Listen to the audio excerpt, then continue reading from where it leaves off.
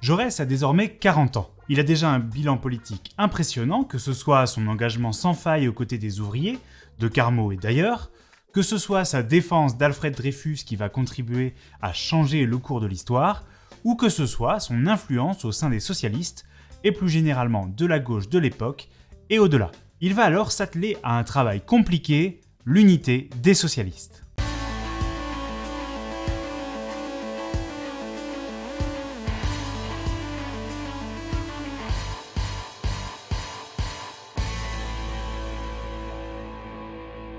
Bienvenue dans ce nouvel épisode d'Hémiplégique, la chaîne qui essaie de comprendre ce qu'est la gauche pour ce 4e volet de la vie de Jean Jaurès. Avant 1900, les socialistes français sont divisés. Ouais, c'est pas nouveau en fait. Il y avait plein de partis, par exemple les broussistes faisaient partie de la Fédération des travailleurs socialistes de France, les almanistes appartenaient au Parti ouvrier socialiste révolutionnaire, les guédistes au Parti ouvrier français, les blanquistes au Parti socialiste révolutionnaire, sans compter les socialistes indépendants et plusieurs petites fédérations autonomes. Vous le savez, pour prendre le pouvoir et appliquer son programme, partir divisé, c'est pas top. Eh oui. Et donc Jaurès, ce qu'il voudrait, c'est que tous les socialistes de France se donnent la main et fondent un grand parti socialiste qui pourrait devenir majoritaire. Et pour ça, ils se réunissent tous en décembre 1889 lors du congrès général des organisations socialistes françaises à la salle Japy à Paris.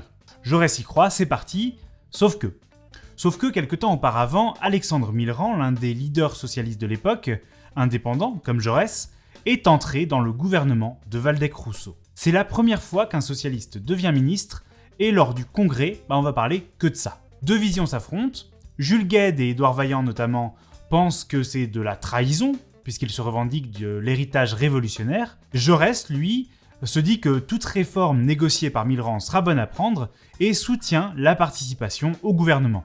Les positions sont irréconciliables, comme dirait l'autre, et ce n'est pas un, mais deux partis qui sont créés, le Parti socialiste français, de Jaurès, et le Parti socialiste de France, de Guesde.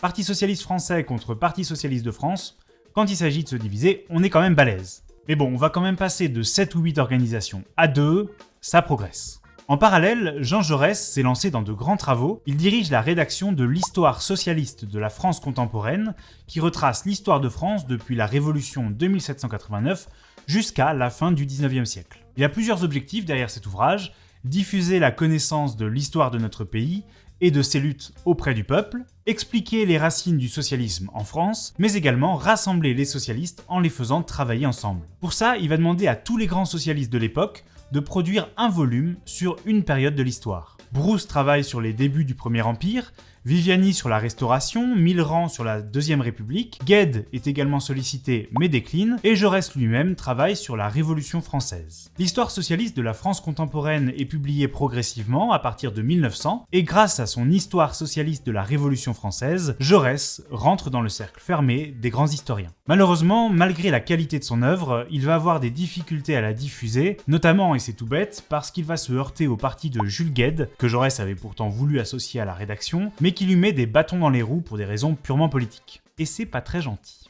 Et déjà, les élections législatives approchent. C'est l'occasion de faire l'union des socialistes.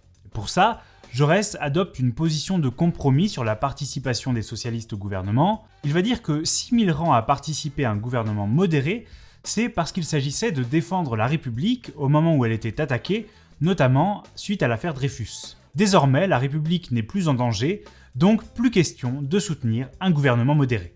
Peine perdue, le Parti socialiste de France, celui de Guesde, part aux élections tout seul et va même jusqu'à présenter un candidat face à Jaurès à Carmaux. Bien sûr, cette opposition sert Solage, l'adversaire historique de Jaurès, qui n'a qu'à dire « écoutez ses amis socialistes parler de lui, vous comprendrez qui il est vraiment ». La bataille est acharnée, mais il est désormais impossible de faire perdre Jaurès sur ses terres et il s'impose dès le premier tour. Le candidat de Guesde, lui, a obtenu 3 voix. Lui, son papa et sa maman, quoi. Dans tout le pays, la gauche, rassemblée dans un bloc comprenant les radicaux et les radicaux-socialistes, s'impose. Le parti de Guesde a perdu un tiers de ses électeurs, Guesde lui-même est battu. C'est Émile Combes, un radical, qui est nommé président du Conseil, et aucun socialiste n'entre au gouvernement, comme l'avait annoncé Jaurès. Le nouveau gouvernement, porté par sa majorité du bloc des gauches, a essentiellement un programme, la séparation de l'Église et de l'État. Et autour de ce projet, les radicaux comme les socialistes peuvent se retrouver. Jaurès lui-même s'engage, lui qui avait bien noté que lors de l'affaire Dreyfus, les cléricaux s'étaient engagés aux côtés des hauts gradés anti-Dreyfusards contre la République. Jaurès est élu vice-président de la Chambre, et c'est d'ailleurs la fonction la plus importante qu'il va jamais occuper. Il va imposer une vision de la séparation de l'Église et de l'État qui va devenir la laïcité à la française, que j'évoquais dans une vidéo précédente. Il s'oppose en cela à la vision plus offensive d'Émile Combes par exemple, et il ajoute à la séparation la neutralité de l'État et la tolérance. En un mot, il fait naître avec Aristide Briand la laïcité. C'est à ce moment que,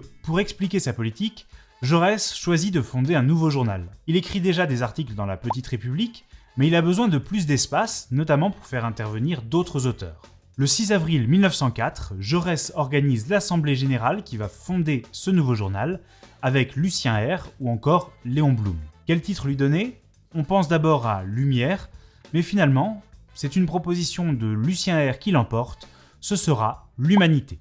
Avec tout ça, la fracture au sein des socialistes français ne s'est pas améliorée. Jaurès soutient le gouvernement de Combes, accepte un poste à responsabilité à la vice-présidence de la Chambre, quand Gued et son parti refusent toujours violemment ce qu'ils estiment être une collusion avec les modérés. Pour trancher le conflit, il va falloir rien de moins qu'un congrès de l'Internationale socialiste qui va se tenir à Amsterdam en 1904. Les débats font rage et c'est finalement Jaurès qui est désavoué, les socialistes votant une motion interdisant toute participation à un gouvernement. Mais Gued ne triomphe pas pour autant.